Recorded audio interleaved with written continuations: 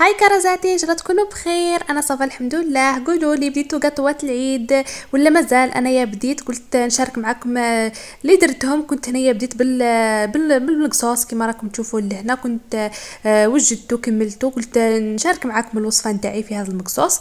هيا نبداو. هنا كنت حكمت نورمالمون هي ست عظمات، انا كنت درت 7 كي عاد العظمات تاعي شويه صغار.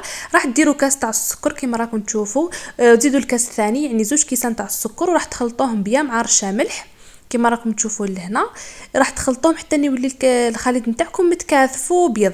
هنا راح كنت زدت لزاز تاع القارص كما راكم تشوفوا لهنا. وهنايا راح بعد ما تخلطوا بيا ويتكثف هذاك الخليط راح ديروا 3 كيسان تاع الزيت، راح ديروهم على شكل خيط كما راكم تشوفوا لهنايا. تبقاو تزيدوا في هذوك 3 كيسان تاع الزيت على شكل خيط هكا، وفي نفس الوقت الباطور راه يخدم كما راكم تشوفوا لهنايا كرازاتي. هنا كنت زدت شويه مغرف تاع لافاني، وراح نخلطوا ثاني هذه المكونات مع بعضهم. هنايا راح ندير اول حاجه راح ندير الفارينه، راح ندير واحد 3 مغارف تاع الفارينه، وراح ندير عليهم 2 باكيات تاع خميره 10 غرام كما راكم تشوفوا لهنا. راح نديروا 2 باكيات فوق الفارينه هذيك وراح نخلطوهم. من بعد كي راح نكملوا نزيدوا الفارينه تاعنا، راح نبقاو نزيدوا بالتدريج كما راكم تشوفوا هنايا في الفيديو.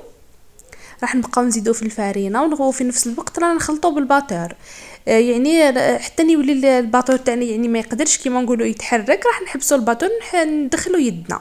هنا كنت حبطت هذاك الزيت بلاصباتيل كيما راكم تشوفوا، وراح نستعمل اليد نتاعي باش نشوف نشوف يعني العجينه تاعي كيف راح تكون كما راكم تشوفوا لهنا. راح ما تعجنوهاش، خلطوا غير بصبع تاع يديكم فرات. العجينه راح تكون تخليوها شويه تتلاصق، مش راح تلموها. وراح تجيبوا البلاطو نتاعكم راح ديروا فيه شويه تاع الزيت، وراح تحكموا كما قلت لكم كرازاتي. راح تحكموا كميه تاع لاباط هذيك راح ديروها على طول تاع البلاطو نتاعكم كما راكم تشوفوا لهنا، وتبقاو تبنيوها وراح تمشيوها وتعدلوها حتى توصلوا كما نقولوا الشكل تاع البلاطو هذاك، يعني الطول تاع البلاطو كما راكم تشوفوا هنا. كنت البلاطو تاعي داري 3 تاع لاباط اللي كنت خدمتها، وراح تبقاو كما راكم تشوفوا هنا في لا فيديو تعدلوه وتبنيوه بيا وتتحفوه. هنايا كرازاتي الفيديو راه يوضح لكم الطريقه والشكل كيفاه راح يكون. هذه هي كرازاتي. هنايا ثاني بعد ما تعدلوه في البلاطو راح تحكموا عظمه، ديروا لها كميه تاع القهوه مش بزاف، وراح تحكموا هذاك الكاطو نتاعكم راح ديروا له في العجينه هذيك يعني في لاباط. راح تمشيو كما راكم تشوفوا لهنا. انا كنت كتزين، كنت درتو شويه بالفرشيطه كما راكم تشوفوا كتزين بسيط يعني بالفرشيطه، وتقدروا تخليوه هكاك. وكنت ثاني زدتو شويه تاع الجنجلانيه تقدروا ثاني تستغناو عليها. هنايا كنت درتو يطيب. هنايا كنت ثاني شاركت معكم البلاطو الثاني، لان البلاطو الاول ديما يجي شويه هكا معوج، بصح لا شوفوا لي في الاخر راهو جات ما شاء الله. كما قلت لكم عفوا.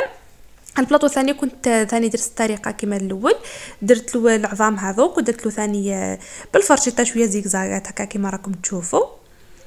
هذه هي كرازاتي. وبيان سور من قبل تكونوا شعلتوا الفور تاعكم درتوه يسخن باش تحطوا الكاطو تاعكم ليه يطيب. ما تقولوش النار كما راكم تشوفوا هنايا. انا كنت ما قويتلوش النار، كنت هنايا درتو يطيب يحمر لكم من التحت، وراح تزيدوا تحمروه من الفوق كما راكم تشوفوا هنايا في الفيديو. يعني هنايا كنت حمرته من التحت وحمرته من الفوق. بعد ما يتحمر لي راح نجبدو.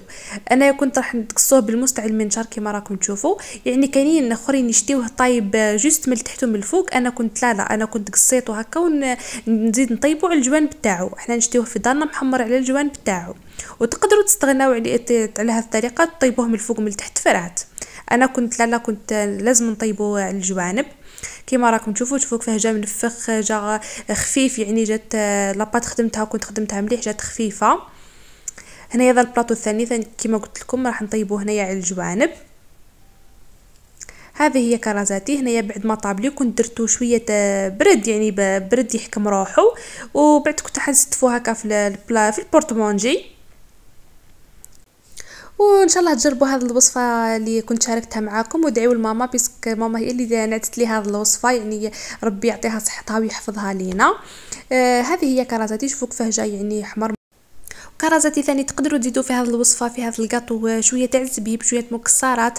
انا كنت اكتفيت اني نقدمه هكا ساك، يجي كاطو ساك. وهذه هي كرازاتي. نتلاقاو في وصفات واحده اخرى، وما تنساوش تابونيوني على قناتي ولا انستغرام. سلام.